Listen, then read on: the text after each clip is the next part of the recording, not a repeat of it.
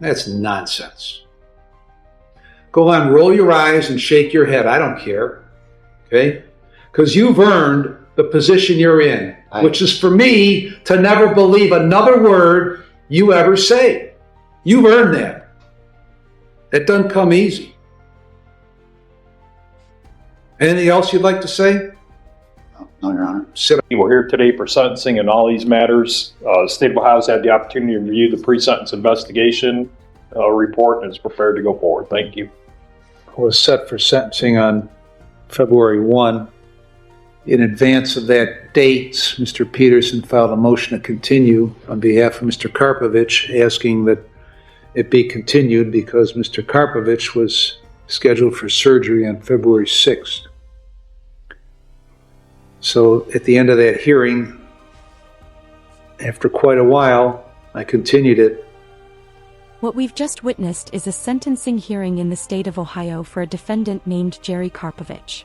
He stands before the court on multiple felony drug cases, involving heroin, methamphetamine, crack cocaine, and evidence suggesting drug distribution, including scales and cash. This is not his first appearance. The judge previously continued sentencing to allow Mr. Karpovich time for a claimed medical surgery. But during that delay, he relapsed and picked up another drug-related case. His bond was revoked. Now the court must decide whether addiction explains his conduct, or whether his repeated actions demand a lengthy prison sentence. You revoked the defendant's bond on these 6 cases after you were kind enough to continue his case for sentencing. Your Honor, the only way I can tell you how I feel, and I truly feel this way about Jerry, because I have met with him many times, his significant other who's in the back of the courtroom, he's one of the very few defendants that I've represented that is so severely addicted to drugs. And that's what drove him to do what he did in these cases. Now, even though he doesn't think he should have been charged with anything, because it should be a crime because it's all for his use. And that's, I heard that for a half hour last time. Go ahead. And that's, you know what, Judge? I knew you were going to say that because that's so typical of a person that's in his position. He knows he's going to prison. He knows he screwed up. He let his family down. He let his friends down. He even let me down. Because when I heard he picked up the new case, I was so mad I wouldn't talk to him. But, you know, I've talked to him since. Believe it or not, other than addicted to drugs, and that is such a disease, such an illness that he's got. Aside from that, if you knew him other than that, he's the nicest guy in the world. He really is. But he's got this problem, and we need to help him with it. I'm going to ask you not to throw him away. How on God's green earth can I help him if he won't bother to and is not concerned with helping himself? Go ahead. How do I answer that question? I have no idea. That's why I asked you the question. I'm struggling to figure out an answer. Maybe this time that you send him to prison, when he's away from all these friends and all these drugs, that'll help. That's all we could do. We can help. Maybe all the people he hangs around with will be better off since he's not around. No question. How can I argue that? Of course. Of course, there's no question about that. But I'm going to just say to you, Judge, you know me a long time. We just finished the case. I'm going to ask you to take into consideration his age, 45 years of age. He's been involved in drugs all his life. And I'm going to tell you something. As you know, you had his brother, who you gave many, many years in prison. His whole family's involved in drugs. That's how he grew up. Going to ask you to take into consideration whatever facts you can in relation to this defendant as far as his involvement. Never had a crime of violence that I know. I don't think he's ever had a crime of violence, always drug related. I'm going to ask you to search your mind and your heart to see what's the best thing to do for him. And he would like to address the court. Go ahead. I owe the court an apology. You're absolutely right. I don't hold myself accountable. When Judge Malczewski gave me an OR bond, I thought I was going to get out of jail again for a couple of days to find out that my couple bonds here got revoked. I was so angry. I didn't have anything nice to say about the court or the whole situation. Then they let AA come back into the jail. I attended the 2 meetings back-to-back Wednesdays. Something Billy said was something about you got to just tell one less lie a day. I told my family that that the last case that I caught, that the police confiscated a couple $1,000s. Well, that's not true. I lied. I spent the money. I spent the money on drugs. And then, once I got my family on the phone, I told my son and I told my girlfriend, it's their responsibility now at this point to save the house, which could potentially be headed back into foreclosure. And at that point, I realized that, yes, my drug use, not only is it affecting my son, my girlfriend, taxpayers, you, this attorney, the prosecutor, it's affecting everyone around me, everybody, even people that aren't around me. So not only am I not going to be present to help financially in my home with my family, any leadership qualities that I do possess aren't going to be in the home. Not to mention just the chores, being the man of the house, the grass cutting, the gutters cleaning, anything that the tenants need. And now I'm going to be an emotional drain on my family and a financial drain. Plus now everybody's got to step it up to fill in the gap where I've so selfishly taken for myself and claimed to not have done anything wrong, in essence. Apologize to the courts. I know that I'm going to prison. You knew that last time. You knew that on February 1st, right? Yes, I did. How did the surgery go? Didn't complete the surgery. Why not? Because I used drugs again. Okay, so I continued that February 1st sentencing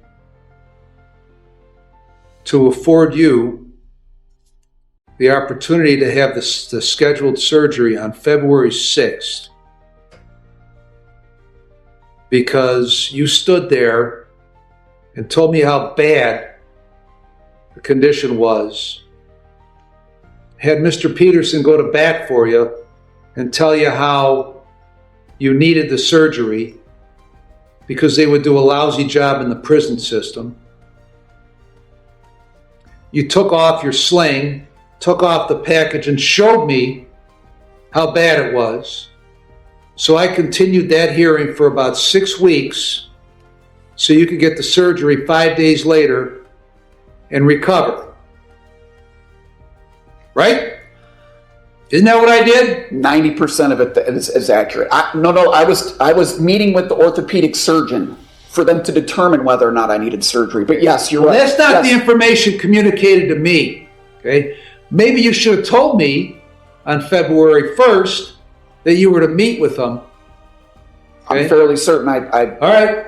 So, how did your meeting go on February 6th? Never happened, Your Honor, because I started using drugs again. Okay. So that leads me to my next question. As I listened to you talk for about 3 minutes, why in the world would I believe any of what you told me? I don't know how to answer that, Your Honor. Answer it as best you can.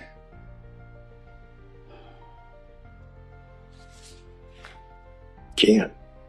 I don't know how to answer that question. I mean, I guess expected me to be a drug addict when I behaved like a drug addict. I don't really have a. I don't know how to answer it, Your Honor. I tell you what. I was sick of it on February 1st, and I'm sick of it now. Okay, because everything that you say everything that you do revolves around you playing the part of the hapless drug addict who can't do anything about it. And I'm sick and tired of it. The central conflict in this hearing isn't just about drugs. It's about credibility. The judge openly questions whether anything the defendant says can be trusted. Earlier, Mr. Karpovich requested leniency, citing addiction as the driving force behind his crimes. His attorney described him as severely dependent, arguing that treatment, not prison, was the answer. But the turning point comes when the judge confronts him about the postponed surgery. The court had granted additional time based on representations that surgery was urgent. Instead, the defendant relapsed and never attended the appointment. In sentencing, credibility matters. When a judge believes a defendant has manipulated the court, it significantly narrows the path to leniency. The reason that you don't do anything about it is because you don't do anything about it. In the last 2 days, 2 separate cases, I've had 2 young ladies who were terrible heroin addicts who've been off it for the space of about 4 or 5 years. So what they did was they did something about it. You don't want to do anything about it. You like to wallow in your own self-pity. That's what you do best. And you come here and tell me how mad you were last week when I revoked your bond. And then how all of a sudden Billy came in and now you see the light. Go on, roll your eyes and shake your head. I don't care. Okay? Because you've earned the position you're in, which is for me to never believe another word you ever say. You've earned that. That doesn't come easy. Anything else you'd like to say? No, Your Honor. Sit down. Be careful. Sir Geigrich. Thank you, Your Honor. The state of Ohio had an agreed prison term of 3 years at the time of the plea. His recent arrest, I do believe, frees the state of Ohio from that agreement. And at this point, the state of Ohio would ask us to fashion a sentence that would be appropriate for this conduct that he's been before and after. Plus, I would ask you to think about his comments that he made in the pre-sentence investigation as to his remorse to these crimes. And the last thing I would add is that anything less than actual incarceration would demean the seriousness of these offenses. Thank you. Well, it's mandatory incarceration on 1133, right? Yes.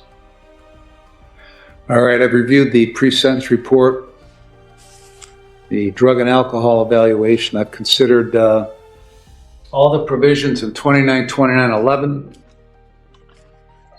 292912, 292913, and 292914. Considered what was said in court by the defendant on February 1st and today. Considered what was said by Mr. Peterson on both those days, Mr. Geigrich on both those days, and have observed and concluded that you're the ultimate con man. On the 221158, you were caught with crack, meth, pills, and a scale.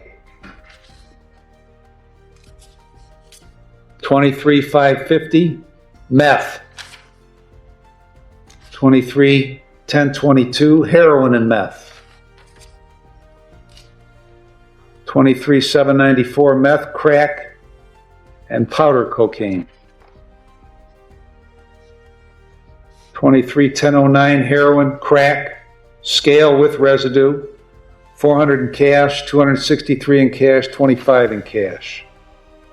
231133, 8.9 grams of crack, 22.2 grams of baking soda. Can't imagine what that's for. 23.8 grams of cocaine, 2.4 grams of meth, a digital scale, and a glass measuring cup. Can't imagine what The baking soda, the scale, and the measuring cup were for. What was the baking soda for? Turning cocaine into smokable crack. What was the scale for? For making sure I purchased what I got what I purchased, and for if I attempted to sell something, that I gave them what they paid for. And what was the glass measuring cup for?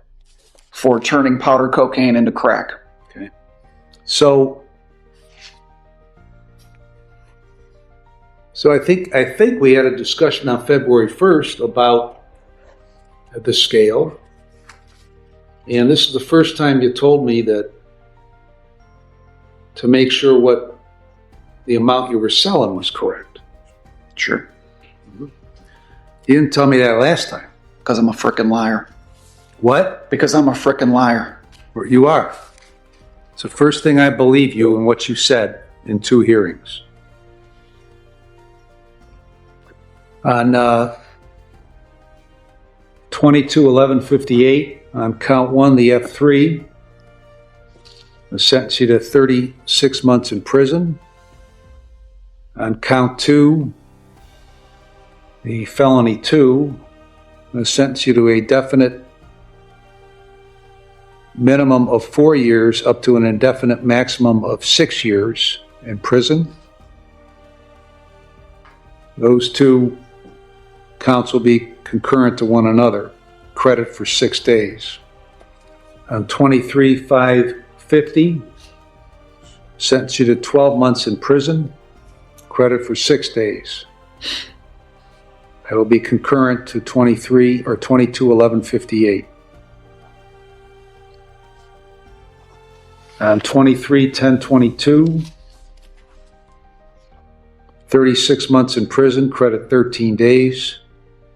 Concurrent to 23/5/50 and 22/11. Your Honor, which file?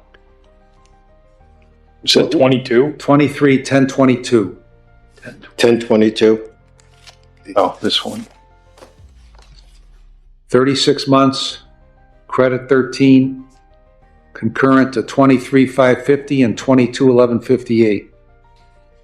On 23/7/94,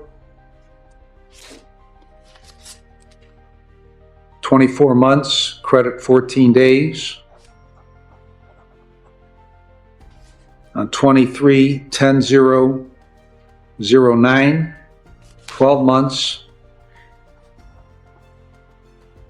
concurrent to 23/10/22, concurrent to 23/5/50, concurrent to 22/11/58, and on 23/11/33, sentence of a definite minimum of 6 years up to an indefinite maximum of 9 years. 23/11/33 and 23/7/94 will be consecutive to one another and concurrent to all the remaining cases. Now, on your definite minimum, there's a presumption you should be released after that minimum term. Whether you serve any of the additional up to the indefinite maximum is the determination made by the Department of Corrections based on your behavior and activity while you are in prison. There's also a $7,500 fine imposed that's mandatory on 23/11/33.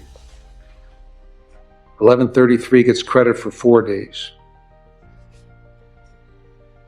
Now, when you get out, you'll be on post-release control for 2 years up to 5 years with conditions placed upon you by the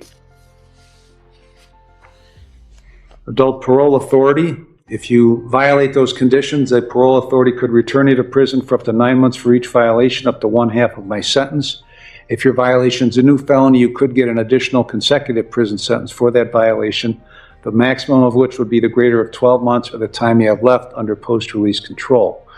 With regard to the consecutive sentence, consecutive sentences are necessary to protect the public from future crime by you and to sufficiently punish you, and they are not disproportionate the seriousness of your conduct and the danger you pose to the public, despite your protestations to that you're only a danger to yourself. Your history of criminal conduct demonstrates that consecutive sentences are necessary to protect the public from future crime by you, and some of these offenses were committed while other cases were pending. At least 2 of these offenses were committed as part of one or more courses of conduct, and the harm caused by at least 2 of the offenses committed was so great or unusual no single prison term for any of the offenses committed as part of any course of conduct adequately reflects the seriousness of your offense. Whatever items are subject to forfeiture are forfeited to the state. Is there anything else, Mr. Geiglich? It's nothing, Your Honor. Thank you. Your Honor, if I may, the total sentence that this defendant received is how many years? There's going to be a 2-year sentence or a 24-month sentence on 23-794, followed by a 6 to 9 year sentence on 23-1133, and all the rest are concurrent. So it's an 8-year total. Correct. And is the sentence in 1133, the 6 years, totally mandatory? Yes. Okay. Thank you, Your Honor. All right. I'll work on that other case now.